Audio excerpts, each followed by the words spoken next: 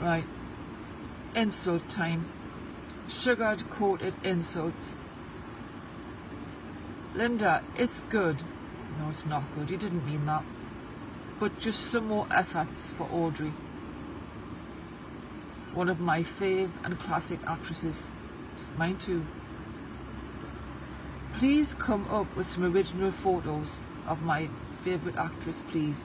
Photos. He doesn't want any more artwork.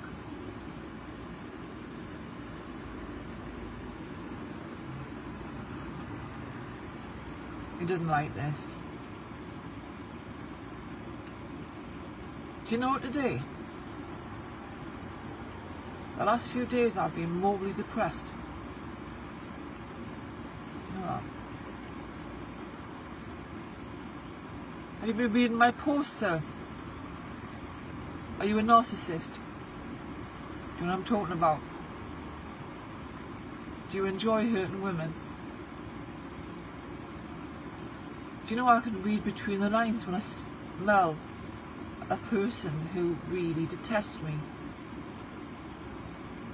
So you want photographs of her? Do you not think you should go on the internet and you'll find thousands and thousands and thousands of her? But you won't find anything like this, because this is an original. It didn't come from a photograph, it came from my love. It was a made-up photograph from my mind about her. I didn't copy a photograph. I remembered seeing one similar, and one night I got my pencil out and I thought, I'd love to draw this beautiful lady. I wonder how it comes out. So it was drawn from my mind and a memory of a photograph. I did it because I loved her. You go and look at all the millions and trillions of photographs of Audrey. Go on. Because obviously you really do think this is a piece of rubbish, don't you really? I read your mind. Do you know something, mister? My mum, all her sides were Catholic gypsies. My dad's side were Catholic travelling gypsies. Now we have a gift. We can tell with a split second when someone's real, evil, kind or loving. Just by a second of a word, a look, a feel, a smell. It's just disgusting. You see, trolls and bullies don't particularly come on here and go, ah, I hate you, I am a bully and I'm gonna hate you, blah blah blah, na na na na na, I'm gonna poke my finger in your eye. No, that's not what bullies do on Facebook. They're very diplomatic, calculated, sly, devious.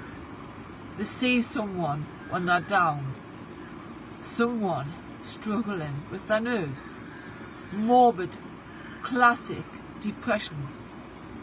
Narcissists go for those type of people. At the moment I'm morbidly depressed. It's called clinical depression, which I've got. I wouldn't wish it on anyone.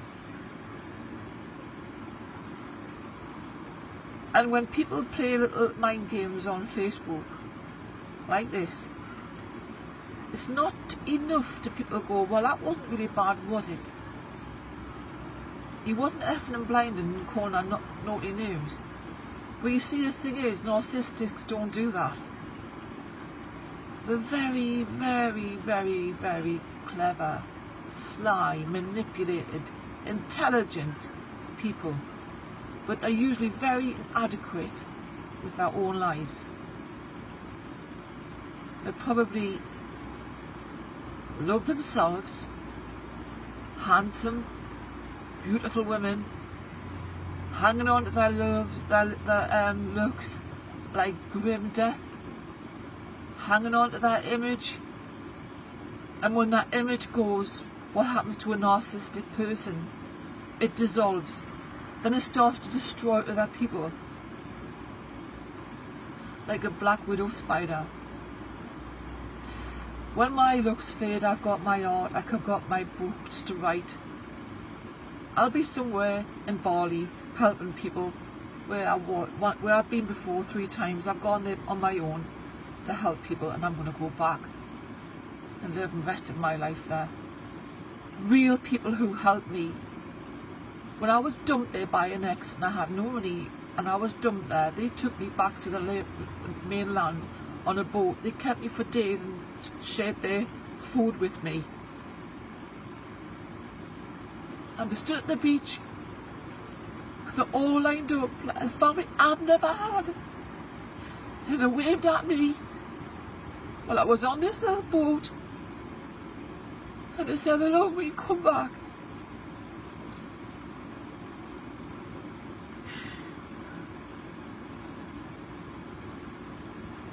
People, real people,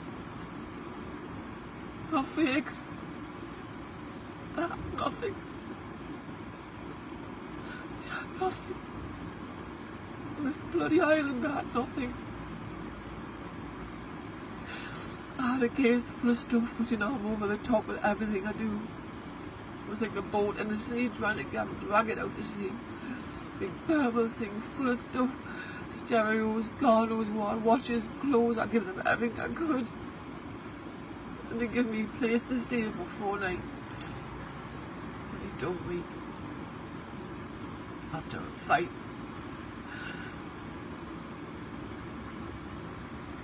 And when I got back to Bailey, mainland, I had to go and find a tiny, filthy room, stunk,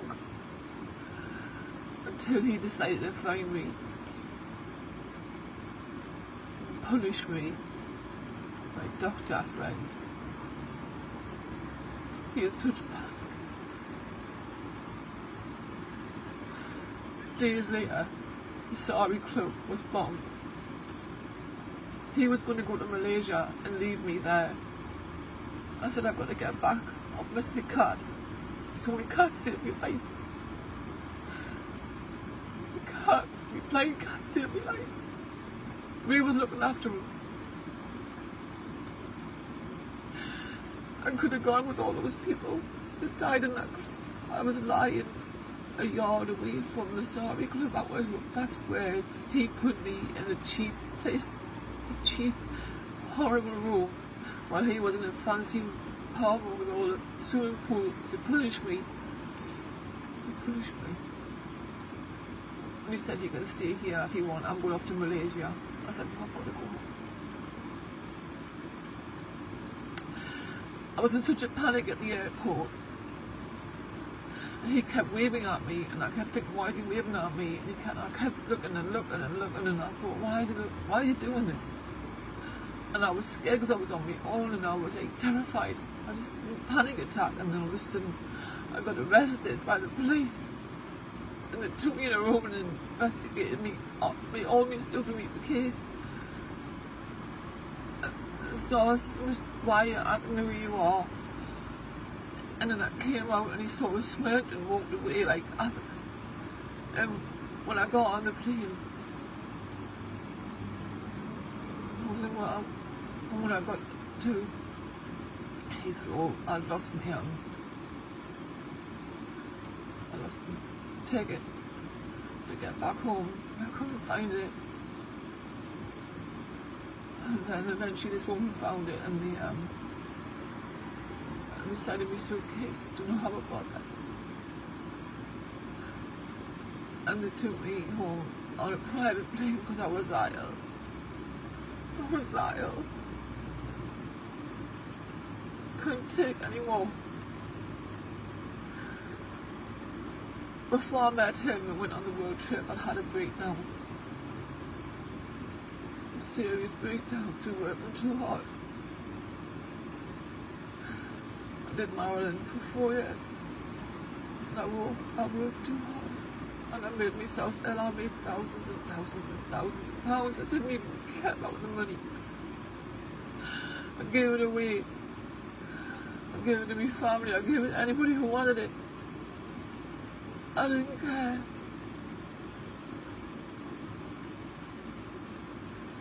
I could feel myself going, I could feel myself becoming really, really ill and thin and really detached from everything. My friends at work said, you can't go on like this, you can't. And they looked after me, they took turns of looking after me, all my colleagues and people I worked with, Sam, Susie and David. I stayed with them, they were my bosses. And the children loved me.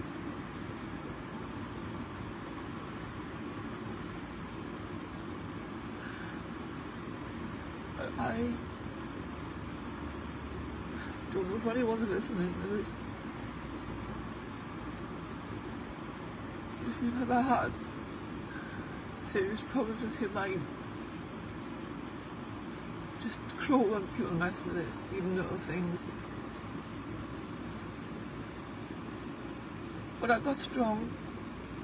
My mum helped me to get better. She used to feed me porridge and I used to be terrified of every inch of water in the sink. I used to panic because I was going to drown, and she used to help me. She never helped me to start speaking again. Sister helped me to get back to who I was. It took months and months, just like my mum's garden. Two of them helped me, my dad.